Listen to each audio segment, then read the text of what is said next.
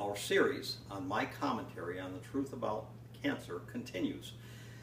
We've already done one little segment called Getting Rid of Environmental Toxins and went through the impact that that could have on preventing something like cancer.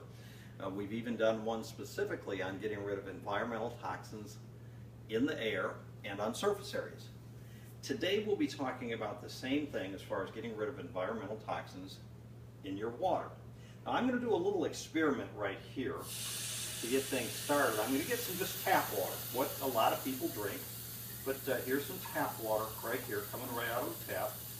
I'm going to put it right next to me. And then I'm also going to get some of our wetter, ionized alkaline water, our 9.5 water. And the 9.5 water is being poured right here. In fact, I've got a big glass of it right there that I'll be talking about in terms of getting rid of environmental toxins.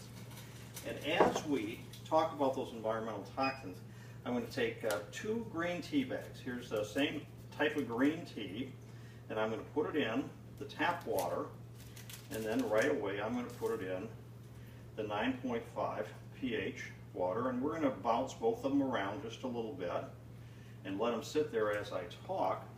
We'll bounce it around a little bit more.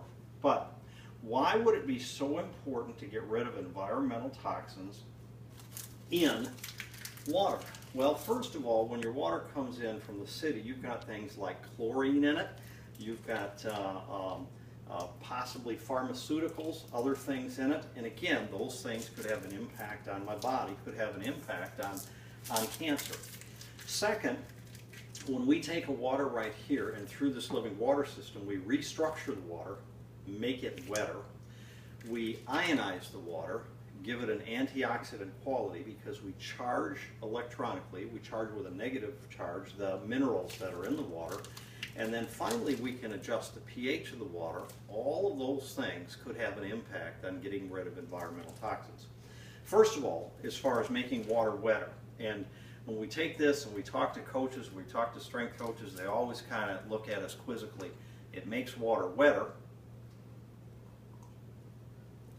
But those same strength and conditioning coaches are telling their players to hydrate, hydrate, hydrate, hydrate.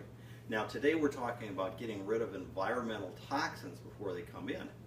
But if I drink something that's wetter, that hydrates better, it'll also help to get rid of any of those toxins through my elimination system, through perspiration that are already in my system. So it's wetter. And again, you can see that we bounced it around a few times, and you can see the green tea right here.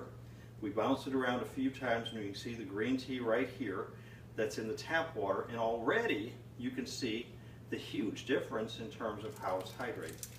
Second, we charge the water negatively, so it has an ionic charge, and it acts as an antioxidant.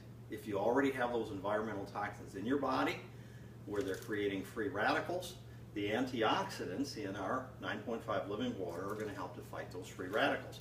And finally, the pH. We poured that 9.5 water, and if you go in and you study something called oxidative stress, that's a condition in your body where you're becoming chronically dehydrated and your body's becoming more and more and more acidic. With that condition called oxidative stress, it creates an inflammation. Inflammation creates pain. So in terms of preventing something like cancer, what if it also prevented other things that had an inflammatory problem with pain?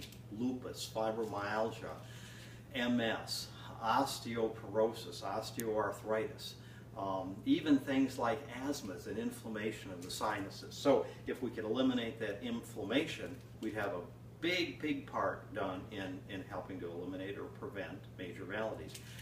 Once we control that pH in the body, so we get rid of that oxidative stress, you'll also read that almost every incidence of cancer was preceded in someone's body by a period of inflammation, of some type of inflammation. So 3 things. If we can make the water wetter and get rid of some of those toxins already through our activated carbon filter like chlorine, that's one step. Number 2, if we can ionize or negatively charge the water, get rid of those free radicals, that's the second step. Third, if we can adjust the pH. So we have almost like having a glacier in your backyard. we have that water that has a 9.5 pH, we can help alleviate something called oxidative stress, which again is a precursor to inflammation, which is a precursor to not only cancer, but many, many other major maladies.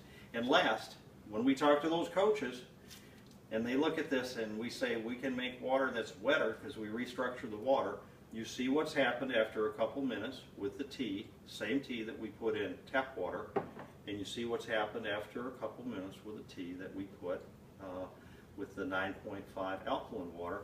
Obviously this hydrated the tea bag better, which means it'll hydrate your body better. It's wetter, it'll help to get rid of those toxins.